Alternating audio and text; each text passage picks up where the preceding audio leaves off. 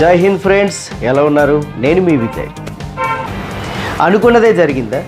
లేదు, అనుకోనిది జరిగింది. 2011వ సంవత్సరం నుంచి కూడా కుమారి ఆంటీ అనే ఒక ఆవిడ రోడ్ సైడ్ ఒక బిజినెస్ నడిపించుకుంటుంది.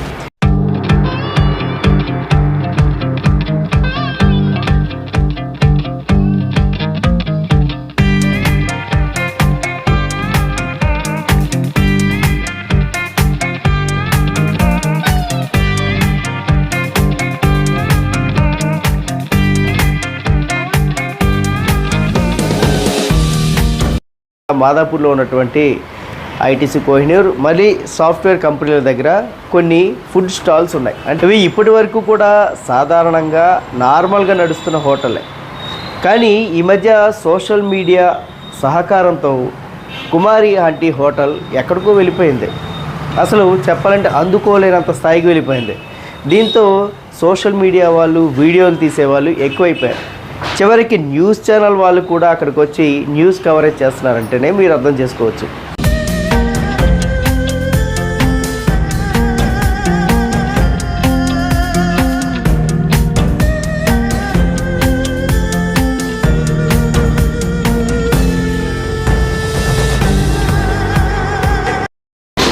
సో సోషల్ మీడియాలో ప్రచారం ఎక్కువైపోయింది, న్యూస్ ఛానల్స్లో కూడా ప్రచారం ఎక్కువైపోయింది.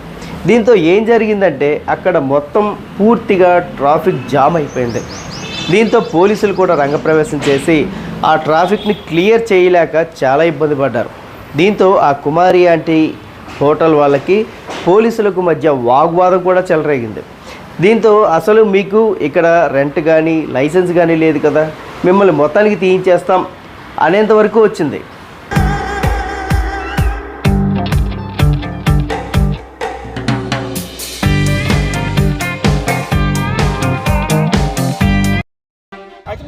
రాకముందు నడుస్తుంది ఇది.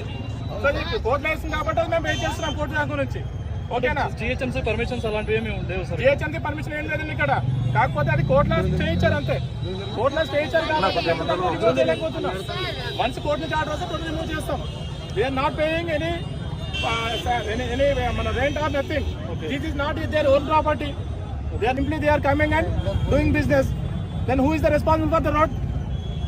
That's why we 10 people చాలా చోట్ల రోడ్డు మీద ఏందండి అంటే ఆల్ ఆఫ్ సడన్ గా ఇప్పుడు ఫోర్స్ చేస్తే సడన్ గా కాదండి. Since long time we are saying this one.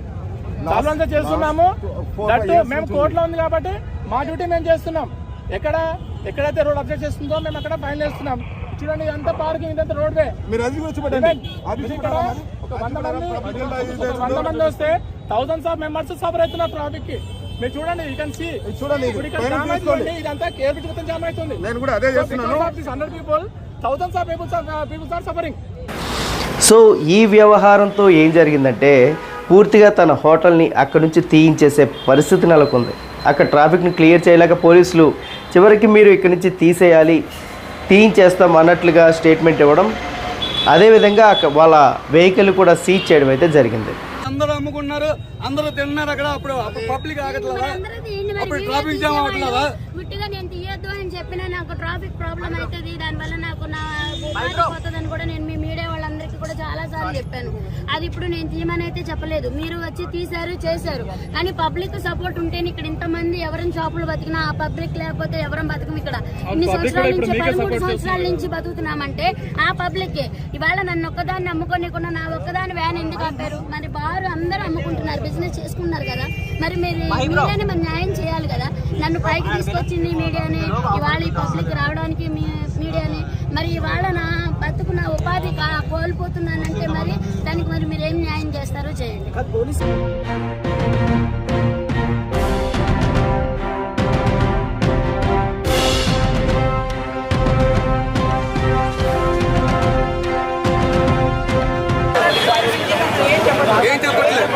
ఏం చెప్పట్లేదు. బండి సీజ్ చేశారన్న. ఆ బండిలో ₹1,00,000 సరుకు ఉంది, దాంట్లో వాళ్ళ మా పట్టుకొట్టేశారు. ఇక ఒక ఇంటర్వ్యూలో కుమారి ఆంటీ ఇచ్చిన స్టేట్మెంట్ అయితే రాజకీయంగా రంగు పులుముకుంది. అదేంటంటే తనకు జగనన్న ఇచ్చిన ఇల్లు తప్ప ఇంకే ఆస్తులు లేవు అంటూ ఒక స్టేట్మెంట్ అయితే ఇచ్చారు. దీంతో జగన్ వాళ్ళు చేసిన సహాయం వల్ల తను లబ్ధి పొందింది, సో తెలుగుదేశం వాళ్ళు కాంగ్రెస్ వాళ్ళు కలిసి తనను అక్కడ లేకుండా చేయడానికి పన్నాగాలు పన్నారు అన్నట్లుగా ఒక రాజకీయ రంగం అయితే పులుముకుంది. ఈ రోజు నుంచి చూస్తే మెమేస్లో కానీ లేకపోతే సోషల్ మీడియాలో పేజెస్ కానీ ఇదే అంశం మీద చాలా వరకు పోస్టులు వేశాయి.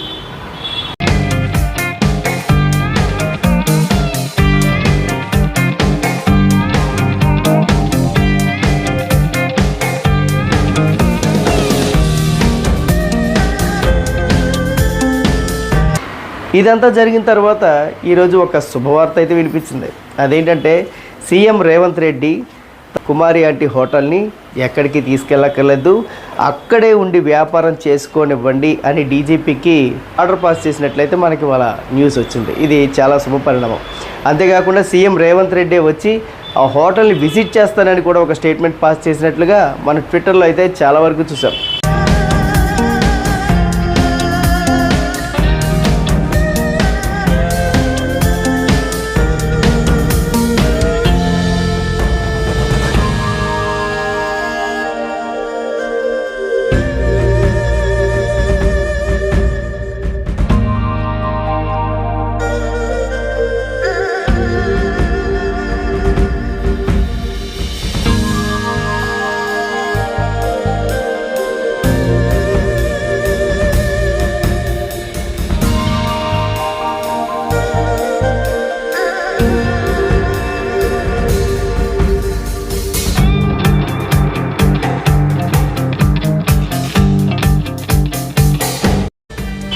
సో కష్టపడే వాళ్ళకి మంచి వాళ్ళకి ఎప్పుడైనా సరే మంచి ఫలితం ఉంటుంది అనడానికి ఇదొక నిదర్శనం. ఇలాంటి మరిన్ని ఇంట్రెస్టింగ్ అప్డేట్స్ని నేను ఎప్పుడూ మీకు అందిస్తూనే ఉంటాను. ఇలాంటివి మీరు చూడాలి అనుకుంటే మన ఫోకస్ టీవీని సబ్స్క్రైబ్ చేయండి, లైక్ చేయండి, షేర్ చేయండి, అలాగే మీ కామెంట్స్ కూడా తెలియజేయండి.